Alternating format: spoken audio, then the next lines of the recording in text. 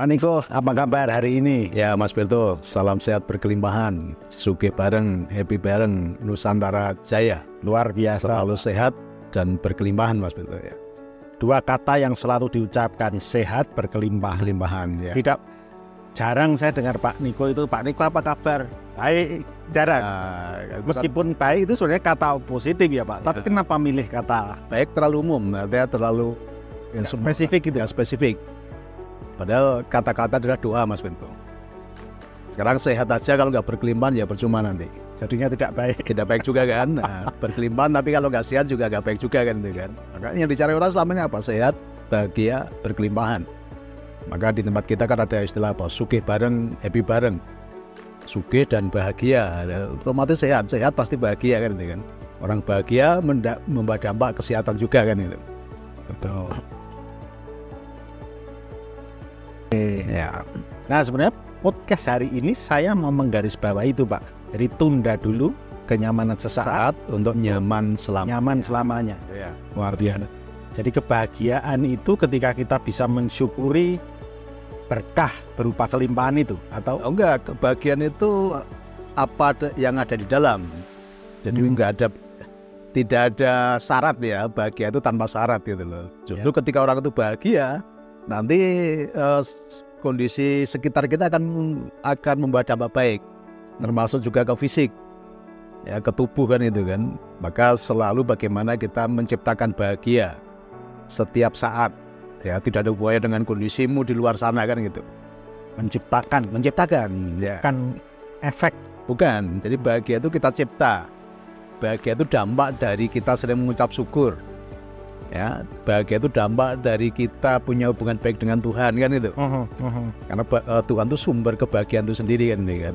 Kalau kita udah punya hubungan baik dengan Tuhan, ya otomatis nanti membawa dampak kita selalu mengucap syukur, melihat segala sesuatu dari sisi positif, dari sisi baik. Itu selalu yang membuat aura bahagia itu ada dalam diri kita kan gitu.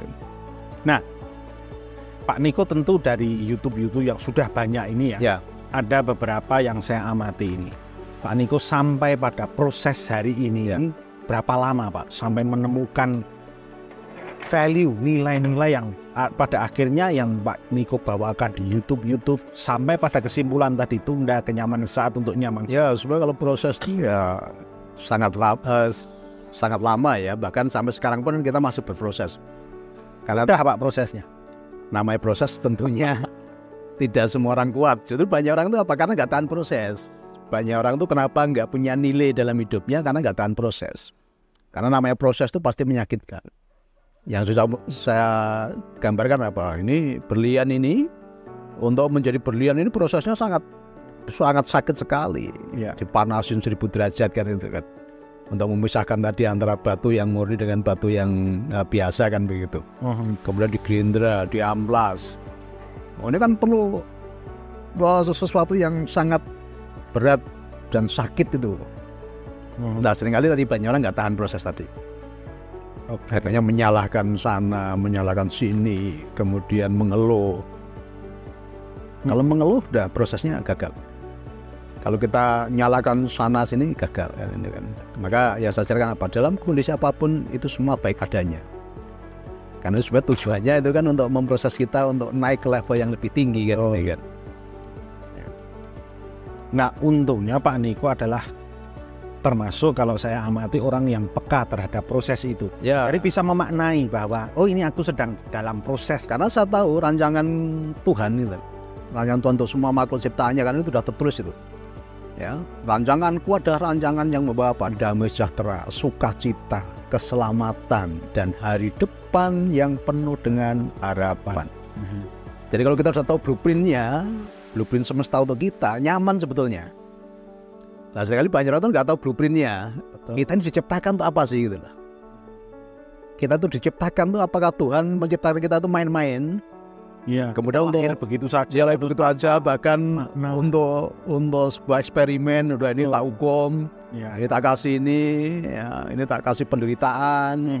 Apakah kita ini mainannya Tuhan? Kan enggak.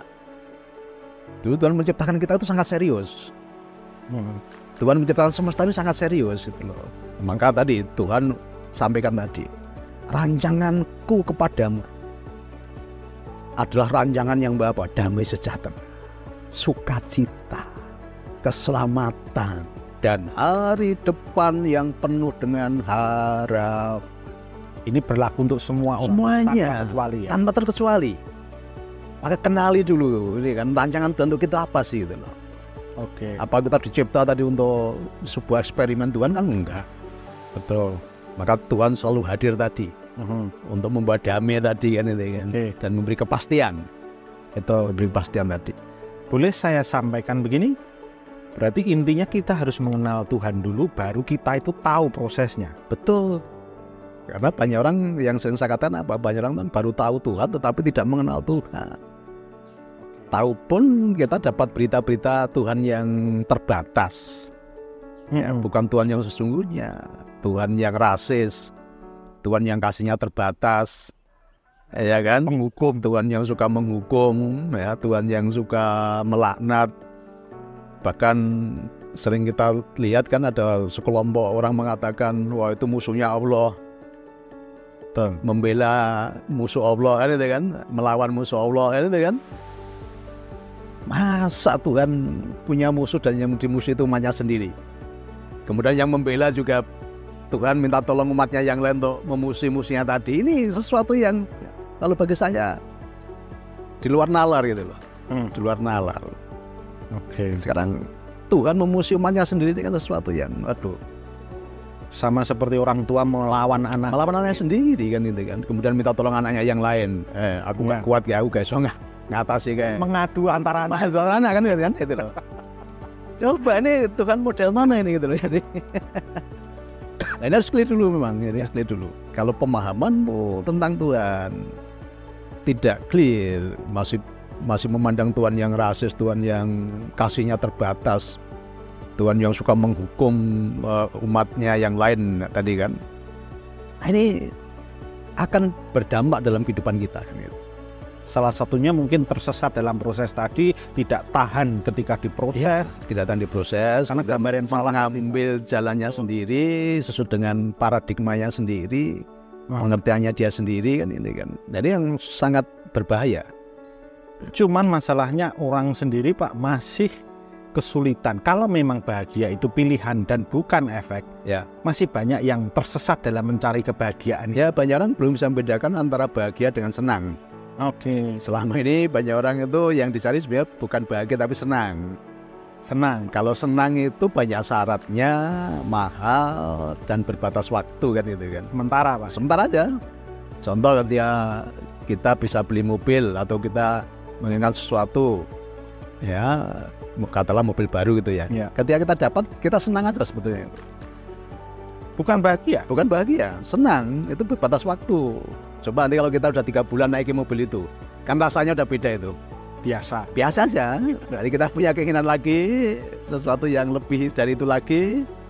Nanti ya itu kan beli mobil tadi untuk senang tadi kan berbayar tadi. Betul. Bersyarat karena senangnya kalau ada mobil baru kan begitu kan. Dan berbatas waktu 3 bulan lah itu udah biasa aja nanti. Nah kesenangan itu apakah terkait dengan nafsu Pak? Kesenangan bisa, nafsu juga bisa. Kalau selama kita tidak bisa mengendalikan, artinya dengan untuk mencapai kesenangan itu kita menghalalkan segala cara, memakai cara-cara yang tidak sesuai dengan norma-norma kan itu kan. Tapi kalau kita bisa mengendalikan tadi, artinya maka apa yang sering kita cari apa? Tunda dulu kenyamanan sesaat untuk nyaman selamanya. Itu sebenarnya dalam rangka tadi kita memanage keinginan tadi kan. Oke. Keinginan oke, tapi harus ikuti dengan kemampuan. Proses ya, jangan paksakan ini. Demi kesenangan belum saatnya tapi dipaksakan. Ini cuma sesaat aja, nanti dampaknya justru semakin buruk nanti. Oke.